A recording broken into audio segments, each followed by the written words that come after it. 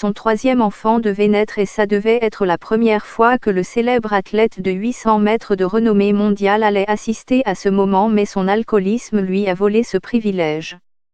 La brillante carrière du Kényan, qui a débuté comme athlète junior en 1998 et a atteint son apogée lorsqu'il est devenu champion olympique en 2008, a pris fin 2 ans plus tôt. C'est juste qu'il n'a jamais réussi à vaincre les démons de l'alcoolisme qui avaient ravagé sa retraite. Alors que son troisième enfant est né sans incident, Benguigui en est venu à considérer son propre anniversaire il a 39 ans d'une toute autre manière. Un mort nommé pour servir dans l'autorité du film kényan, un enseignant kényan tué pour avoir confisqué un téléphone, un gouverneur kényan accusé de meurtre, un joueur kényan remercié en Bulgarie. Je ne fête pas mon anniversaire, mais je célèbre le jour où j'ai arrêté de boire, a-t-il déclaré à BBC Sport Africa. Ce jour-là, il y a 7 ans, il raconte qu'il a attrapé la bouteille de vodka après s'être trompé en se disant que, pour se préparer à assister à l'accouchement, il avait besoin d'un verre. Il y a toujours eu ce mensonge, laissez-moi en avoir un ou deux pour que j'aille le courage de voir ce qui se passe, se souvient-il franchement. J'ai choisi de boire un verre de vodka, mais j'ai fini par boire plus d'1 litre en peu de temps.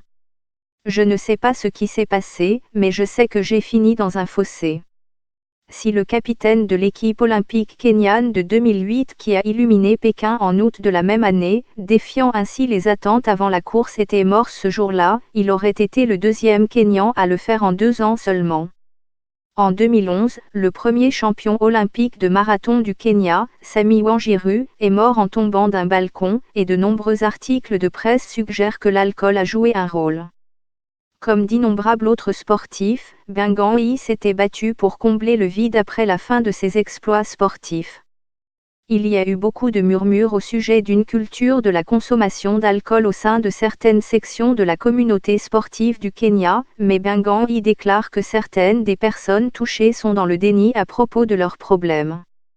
Certains ont refusé de se faire soigner parce qu'en matière d'alcoolisme, la réadaptation est le seul véritable moyen de guérir et de savoir qui on est, explique-t-il.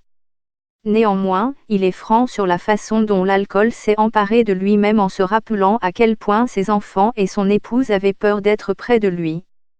Les enfants avaient toujours peur d'être dans la voiture avec moi parce qu'à plusieurs reprises, on allait dans un bar et on rentrait à la maison en voiture, dit Benguigui, qui a gagné l'argent au championnat du monde 2001 et le bronze au championnat du monde 2003. Vous en avez un de trop, vous conduisez et les enfants voient ce que vous faites sur la route, ce n'était pas sûr. Une fois, j'ai été impliqué dans un accident et mon fils m'a dit, « Papa, voici ce qui s'est passé ». Chaque fois qu'il voyait que j'avais bu une bouteille ou deux, il ne voulait pas être dans la voiture et c'est la partie la plus importante qui m'affectait. Il arrive un moment où l'alcool te fait plus souffrir, physiquement. Je me souviens d'une époque où mon corps me démangeait, où je transpirais de partout et où les hallucinations et l'obscurité arrivaient, explique-t-il. J'avais littéralement peur et j'ai dû être endormi, c'est ce qui m'a fait dire que c'était suffisant. En septembre 2012, à 1 mois après la fin de son statut de champion olympique en titre, alors que les Jeux se déroulaient à Londres, Benguigui a appelé un numéro qui lui avait été donné plus tôt cette année-là. Peu de temps après, il a été placé dans un centre de réhabilitation dans la capitale kenyane, Nairobi. Après son départ 6 semaines plus tard et faisant preuve de la même détermination qui lui a permis de monter sur le podium olympique, il n'a plus jamais bu depuis. Il blâme en grande partie l'ennui lié à la retraite, où il a trouvé la transition d'être un athlète d'entraînement à temps plein à être libre en permanence tout simplement trop difficile à gérer. En tant qu'athlète, je n'ai eu que 20 jours de pause par an pendant 13-14 ans, alors quand j'ai pris ma retraite, je ne faisais pas grand-chose, dit-il. J'achetais une bouteille de vin, je m'asseyais dans la maison et avant de m'en rendre compte, c'était fini, j'envoyais en chercher une autre. Juste comme ça en 1 an et demi c'était devenu chaotique et ma vie était vraiment en désordre. La descente était aussi fulgurante que le rythme de Benguigui, un coureur célèbre pour son franc-parler et ses lunettes de soleil caractéristiques. Il craint que d'autres athlètes soient confrontés à des défis similaires, mais refuse de divulguer d'autres détails. Néanmoins, un représentant de l'athlétisme qui connaît bien la scène sportive kenyane a son propre point de vue.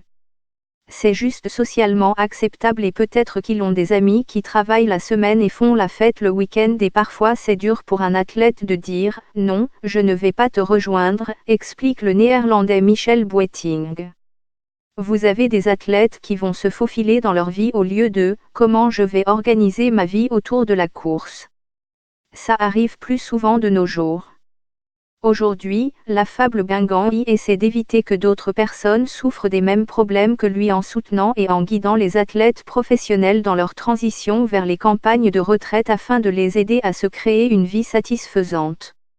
Il y a un stigmate associé à cela et c'est pourquoi j'ai décidé de sortir du placard malgré le fait que j'avais un nom à protéger, dit-il. Ça me rend heureux de partager mon histoire et je sais qu'elle peut sauver quelqu'un, c'est comme ça que j'ai été guéri moi-même. Il a peut-être raccroché les crampons il y a près d'une décennie, mais la course de Guingamp est loin d'être terminée.